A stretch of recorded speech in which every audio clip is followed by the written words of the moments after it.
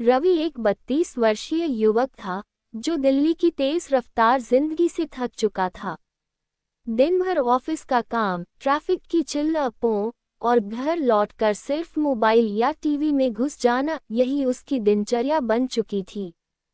एक दिन जब वो ये रोज के काम कर कर के थक गया तो उसने फैसला लिया, बस अब और नहीं, मुझे इस भागदौड़ से ब्रेक चाहिए। उसने सोचा, क्यों ना मैं थोड़े दिनों के लिए अपनी नानी के घर चला जाऊं। बहुत दिनों से मैं वहां गया भी नहीं हूं। नानी कब से मुझे याद कर रही है। थोड़े दिन के लिए ही सही, कम से कम मुझे इस भाग दौड़ वाली जिंदगी से छुट्टी तो मिलेगी और इस बहाने मेरी सबसे मुलाकात भी हो जाएगी। कुछ ही दिनों में रवि ने ऑफिस से छुट्टी ली और उत्तराखंड में बसे एक छोटे से गांव की तरफ निकल पड़ा। एक ऐसी जगह जहां मोबाइल सिग्नल भी ठीक से नहीं आता था और जहां जीवन अब भी प्रकृति के साथ जुड़ा हुआ था। गांव का नाम था कौशानी खेत। यह एक शांत, हरियाली से घिरा हुआ गांव था। वहां के लोग सीधे सादे थे और समय बहुत धीमे चलता था। रवि की नानी का घर गांव के किनारे पर था। वहां से प्रकृति का नजारा और भी सुंदर दिखता था। रवि सुबह जल्दी उठता, पास बने पार्क में जाता और सुबह का खूबसूरत नजारा देखता, गांव के बच्चों के साथ खेलता और पहाड़ों के रास्तों पर घूमता। हर दिन रवि की यही दिनचर्या रहती। वो रोज गांव के नए नए नज़ारे देखता। रवि के दिन बहुत सुकून भरे बीतने लगे। उसे पता ही नहीं चलता कि उसका दिन कैसे बीत जाता। लेकिन फिर एक दिन कुछ ऐसा हुआ जिसने उसकी पूरी जिंदगी बदल दी। एक दिन उसकी मुलाकात हुई गांव के पंडित जी से, जिनका नाम था बद्री बाबा। बद्री बाबा करीब 50 साल के होंगे। उनकी आंखों में अजीब सी चमक थी। गांव के सभी लोग उनकी कही बात को नहीं टालते थे। उन्होंने रवि से कहा, बाबू, तुम बाहर से आए हो, लेकिन एक बात कान खोलकर सुन लो। पहाड़ों की सुंदरता जितनी बाहर से दिखती है उतनी सरल नहीं होती। उत्तर की ओर जो घना जंगल है उसमें मत जाना। वो जंगल रहस्यमय है। रवि ने थोड़ी हंसी में बात टाल दी और बोला, बाबा, मैं बस प्रकृति की तस्वीरें खींचना चाहता हूँ। बद्री बाबा ने गहरी सांस लेते हुए कहा, प्रकृति को देखने से पहले समझना जरूरी है। उस जंगल में वक्त भी रुक जाता है और जो एक बार गया वो कभी लौटकर वैसा नहीं आता, कुछ अलग हो जाता है। रवि को ये बातें बहुत अजीब लगीं, लेकिन एक जिज्ञासु इंसान होने के नाते वह अब और भी अधिक उत्सुक हो गया उस जंगल के बारे में जानने को। उसे लगा, गांव के लोग थोड़े अंधविश्वासी होते हैं, शायद इसलिए बाबा मुझे मना कर रहे हैं। अगली सुबह रवि जल्दी उठ गया। उसने किसी को बिना बताए उत्तर दिशा की ओर चलना शुरू किया। उसे लगा, अगर नानी को बताऊंगा तो वो बेकार में परेशान हो जाएंगी, इसलिए वो चुपचाप निकल गया। जैसे जैसे वह गांव से दूर जंगल की ओर बढ़ा, पेड़ घने होते चले गए। सूरज की रोशनी जमीन तक पहुंचने से पहले पत्तों में ही छिप जाती। परिंदों की आवाजें अलग ही प्रकार की लग रही थीं, मानो कोई रहस्यमय संगीत हो। चलते चलते रवि को एक अजीब सी खामोशी ने घेर लिया।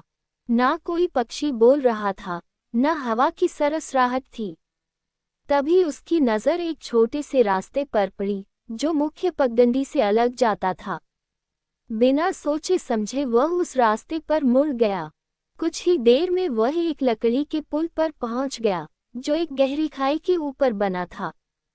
पुल पार करते समय उसे ऐसा लगा मानो किसी ने उसका हाथ पकड़ने की कोशिश की हो, लेकिन जब पीछे देखा तो कुछ नहीं था। पुल पार करने के बाद वो एक गुफा में पहुंच गया। वहां रवि को बहुत डर लगा, पर जैसे तैसे रवि गुफा से भी निकल गया। रवि जैसे ही गुफा से बाहर निकला तभी उसे धुएं की महक आई। आगे जाकर उसने देखा एक छोटी सी कुटिया जिसमें से धुआं उठ रहा था। दरवाजा हल्का खुला था। क्या कोई यहाँ रहता है? रवि ने धीरे से पूछा। भीतर से आवाज आए, आओ, तुम्हारा ही इंतजार था। रवि चौंक गया। वो कुटिया अंदर से किसी आम झोपड़ी जैसी ही थी। आप मुझे जानते हैं? रवि ने पूछा। बुढ़िया बोली, तुम भागे हो शहर की भीड़ से, लेकिन यहाँ तुम्हें खुद से सामना करना होगा। रवि को कुछ समझ नहीं आया। बुढ़िया ने उसे खाना खिलाया जिसमें अजीब स्वाद था, पर उसने खा लिया। कुछ ही मिनटों में उसकी आंखें भारी होने लगीं, और फिर सब अंधेरा। जब रवि की आंख खुली तो वह एक और ही दुनिया में था। वह अब भी जंगल में था, पर सब कुछ अलग था। पेड़ विशाल थे, हवा में चमकती हुई तितलियां उड़ रही थीं। वह घबरा गया, पर तभी एक जंगली हिरन उसकी ओर आया और बोला, डरो मत, तुम अब अंतर जंगल में हो। तुम बोल सकते हो। रवि चौंका। हिरन बोला, इस जंगल में हर जीव का अपना ज्ञान है। तुम यहाँ इसलिए आए हो क्योंकि तुम्हें खुद को जानना है। रवि अब एक ऐसे रहस्य में फंस चुका था जहाँ समय की कोई सीमा नहीं थी। वहाँ उसने बात की बोलती हुई चिड़ियों, भविष्य देखने वाले पेड़ों और गुफाओं में रहने वाले नक्षत्रों से। हर अनुभव उसे एक नई सच्चाई सिखा रहा था। एक दिन रवि को एक नदी के किनारे एक दर्पण मिला। जब उसने उसमें देखा तो उसमें उसका चेहरा नहीं, बल्कि उसके सारे डर, गलतियां और दबे हुए दर्द दिखाई दिए। उसने वहां घंटों बिताए, रोया, हंसा और खुद से सवाल किए। अंत में एक आवाज आई, अब तुम तैयार हो। और फिर जब उसे होश आया तो वह फिर उसी कुटिया में था। बुढ़िया बोली, अब तुम जंगल को नहीं, खुद को समझ चुके हो। रवि गांव लौटा तो लोग चौंक गए। सब कह रहे थे, तुम कहाँ थे? 2 हफ्ते हो गए थे।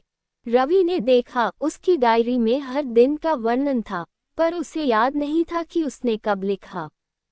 कैमरे में तस्वीरें थीं, पर उनमें वही दृश्य थे जो उसने अपने सपने में देखे थे। उसने बद्री पंडित जी से जाकर सब कुछ बताया। पंडित जी मुस्कुराए, जंगल रहस्यमय नहीं था बेटा, तुम थे। और अब रहस्य खुल चुका था। रवि अब बहुत खुश था, क्योंकि उसे अब अपने सारे सवालों के जवाब मिल गए थे। उसे लगा अब वो शहर हो या गांव, कहीं भी रहने के लिए तैयार था। उसके मन में अब कोई डर नहीं था। वो हर रिश्ते के लिए तैयार था, क्योंकि पहले उसे सिर्फ दूसरों में ही गलतियां दिखाई देती थी, लेकिन अब उसने खुद की गलतियों को भी देखना शुरू कर दिया था। इसलिए अब वो काफी खुश था। शहर आकर उसने वापस ऑफिस जाना शुरू कर दिया, पर अब वो ज्यादा काम आने पर भी दुखी नहीं होता था।